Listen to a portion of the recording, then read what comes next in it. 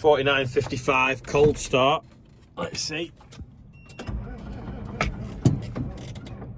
Oh no, I'm gonna get a battery charger.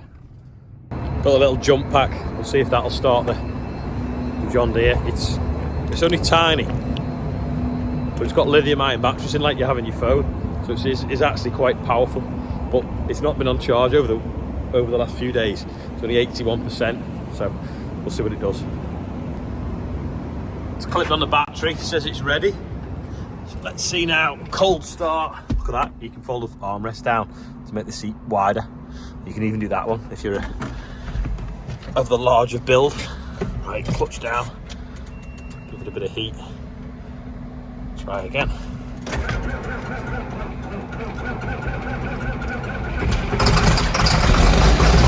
It's alive!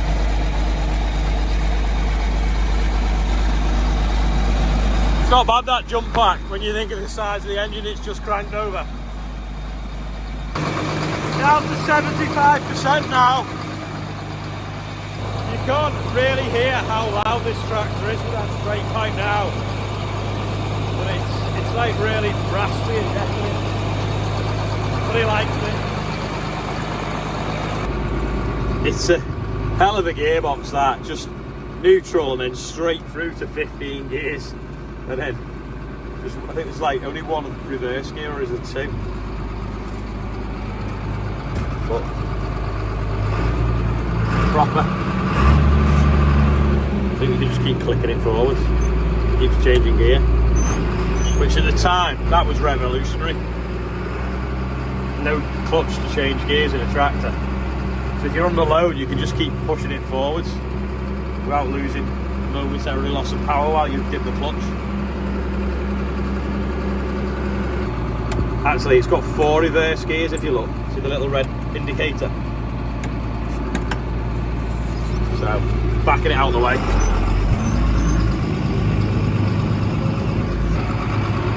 Park it up by the cherry picker. And we get the cases out and line them up on the yard. Put them in size order.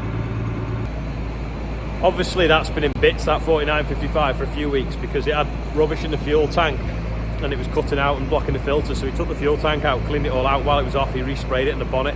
Anyway, he took it around the block last night, went out on it for a good half an hour or so, and it's fine now. So got a set of filters to go on the 14.55 sometime. That was messing about. Stuff doesn't like being stood, especially this newer diesel with the bio in it, because it gets like a bacteria that clogs filters. That I think needs a tank drain and then the filter's doing. This is so far okay, but I've not really done much with it. And when I took this out for a run the other week, we had all little bits in this little glass bowl there. So I think this probably needs a tank flush. But we need to sort the side panel out, sort the steps out, and then get that resprayed. Now, it's not original because it's obviously had the engine changed and it's got a bit of rust and different things on it. So this is one of the reasons why we will do this one up. But this, for instance, I don't think needs anything doing to it. It's absolutely immaculate. The only thing that's wrong with it is it's the red on the top of the cab's faded really bad. So I'm going to see if we can condition that and get it back to colour, or maybe just respray that. It's only plastic, but it just really lets it down because it's quite dark compared to the rest. Now, I was going to take these tractors outside and line them up in the yard, but it's actually quite cold outside and there's a bit of a breeze. So I think I'll just show you around them in here. I'm going to blow the tyre up on this one. This is Robin's little case anyway, which we thought was a big tractor when we were kids, but now it's not. It's dwarfed by the 14.55. Anyway, he's got some new stickers coming for the bonnet. I've just put the old grill off the 936 on it just to see what it looks like, because that's obviously got the chrome stack on it now. Anyway, it just looks funny, I think. But we're going to blow the tyre up on this, and I'll shunt everything over a bit so we can walk around them a bit easier. And we'll have a proper look at this case and compare it with the 14.55, because they were both built in the same year. So I've just moved Robin's Maxim over in the shed to give a bit more room for getting in and out with the others. Note, Robin, that the ignition is actually turned off. I have not left it turned round like that, displaying the hours. That wasn't me. That would have been a young farmer the other night that was sat in it, not me. Because it had a flat battery the other day and he blamed me for it, and it wasn't me. Yeah, this has got a slow punch, so the tyre's quite flat, so we'll just run it round to the workshop and blow it up. Unless there's an airline in the Fastrac. There might be an airline in the Fastrac, we'll go and find that instead. Saying that, I've got to move it anyway because it's parked pretty close to that and you can't really walk around them. May as well do a 1455 cold start. Give it some revs. There we go.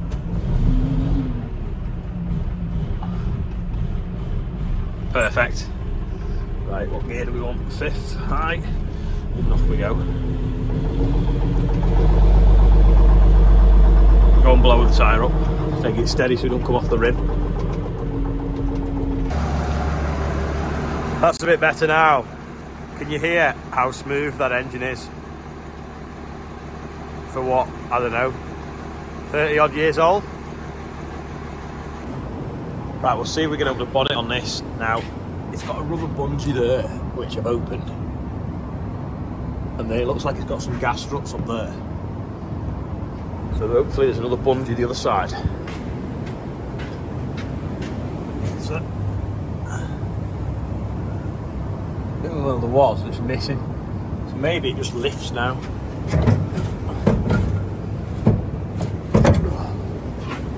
I need 2 hands, hold on. Right, got the bonnet open. We've got a horn here that doesn't seem to be connected. So maybe that's one of these wires here. Don't know.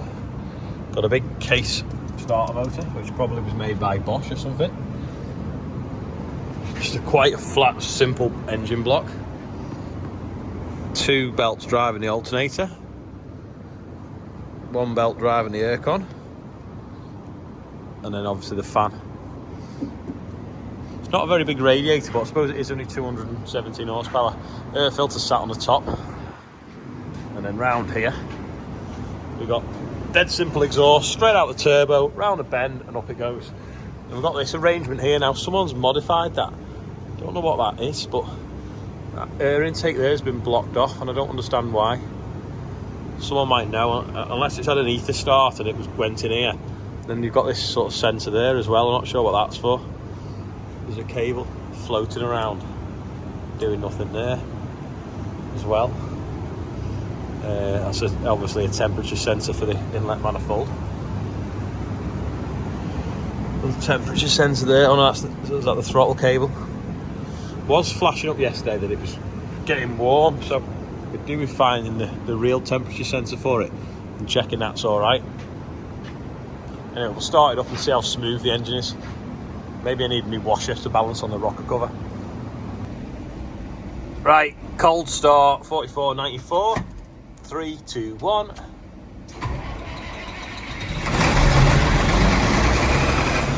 Easy. Oh, the revs are on, so I just dropped them slightly and it's cut out.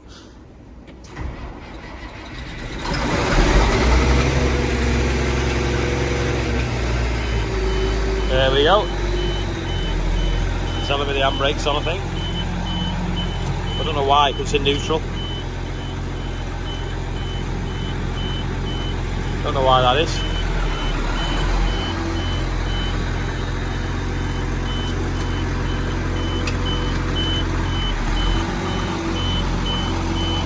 Yeah, let's take that off and see if... No, it's still bleeping. Oh no, it's got off now. So, quite a smooth engine. I reckon we could try balancing a washer on there and see what it does. No smoke either. On idle. Lots of people were telling me yesterday that registration relates to the Isle of Wight, so I'm not just sure, but I know the tractor was imported, we think, by Richard Paris, which is in Devon, which isn't that far from the Isle of Wight maybe, so whether that was why it was registered or it came in through there, I'm not sure. Someone might know that's watching. Anyway, this red's faded really bad, and I think maybe that possibly could want painting because it's come off completely. And it'd make it look a little bit better. Do you mean it looks foreign? It looks made in America. Is it better than a new kitchen? I think it is. Look at that. just taking it for a spin around the yard. I think it's better than a kitchen. Yeah, so it weighs, I'm not quite on the weigh bridge properly, but I weighed it yesterday. It weighs exactly 9 tonne. Now, will it fill that plough? I don't think it did, because I feel the 936 weighs about 10.5 tonne with no weight block. Anyway, I think this is definitely a better investment than a kitchen. Charlotte does disagree, but I don't know what you guys think. You know, let me know whether you think this is better than a kitchen or not. I have a feeling that there might be a little bit of a divide between the demographics of the viewers. Just looking at some of the finer details of the tractor, you can adjust the lights right out. So that's if you've got dual wheels on, you can slide them, the light housings further out to make it so that it's obviously lit up on the road. And then these light units, if you look, they're completely faded compared to the ones on the 1455, which had faded and are painted up. So I'll show you these now, they're painted up, so they look a lot better. So I'll do the same with them. Anyway, it's interesting to compare it with the 936, the size, because that is 360 horsepower and it's physically smaller than that. Weighs a bit more, but physically smaller than that, which is 217 horsepower. In the day, if you imagine that was built the same era as that, there's 145 horsepower. You can see the difference in size. They're just massive. And realistically, the 936, was that leaking oil? No, that's from someone else. So the 936 is one of them tractors in power, bigger than that. So if you imagine, if you get that and add it to that, you end up with one of them. So this is really compact for its size, and even next to the Fastrac, or even the 724 behind it, which is 224 horsepower.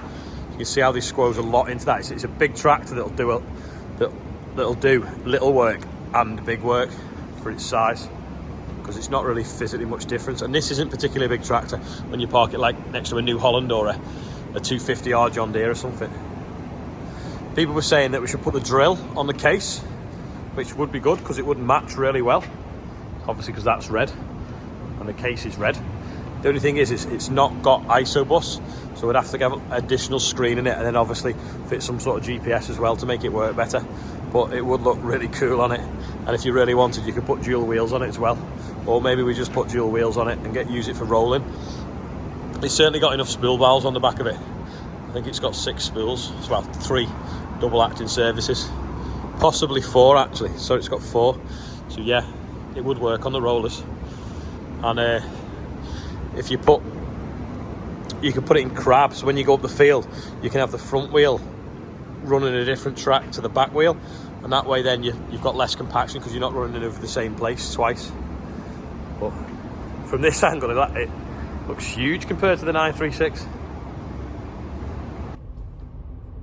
I'm in the MB track just debating how bad the window is dirty and looking at what I can do with this air cleaner and this exhaust. Anyway, there's a couple of birthdays. Now the reason I'm in here is because there's a guy from Belgium, if you can see, whose birthday it is, and then there's also a few more birthdays if it's working. Not got a white background, so it's hardly working, but yeah, if you're on there, it's your birthday. So happy birthday to you guys. And what a view. You've got like a Fastrac, a Fendt and a big case, and if you look the other way, another case. So about 4 months ago I only had a 724 and a Fastrac. Anyway, we bought a 936 in the summer because we needed something for on the baler, so I went from 2 crutches to 3. I'm now sat on an MB track, and I've got a 1455 to the side of me and a big case there and a John Deere on the way. And I just need to say thank you again to all you guys that are watching, because, or girls, they'll be the ones that say they want a kitchen, because I didn't even know what YouTube was all about, and it's just nuts. I get paid now for a day's work, which is something you don't normally get to do in farming. But we've got other business interests going on and different diversifications and stuff like that. So that is why the YouTube income is exclusively getting used for machinery. Hence now what's in this shed and the sprayer behind me in the other shed as well. So thanks a lot. I just need to keep telling you that because I really do appreciate it. went over to my mum's for some roast beef before, and my nephew was there playing Farm Sim, so here's what he was doing. I've not really seen it before, but there's a little bit of footage of him that sneaked up on him as well. I'm no expert at Farming Simulator, but I'd say my nephew's put a bit of grain over the back for that actual flow. You make it bigger? Oh, got red wheels as well. Proper that, isn't it?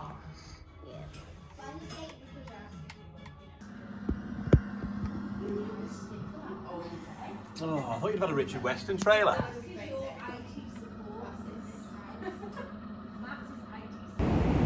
We've also got a bit of a Chester update today. I don't think he is going to make a sheepdog, so here's why.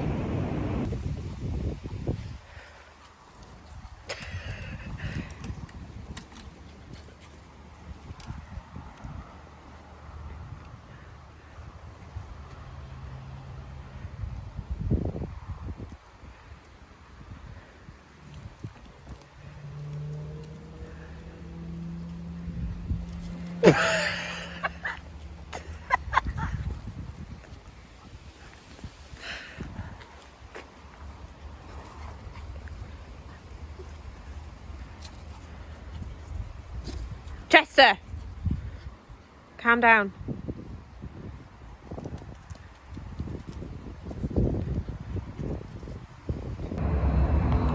I've just shut alarm and locked the shed up for the night, and then realised I've just left Andrew's 4955 outside, so I better put it inside because he doesn't want it to get rained on.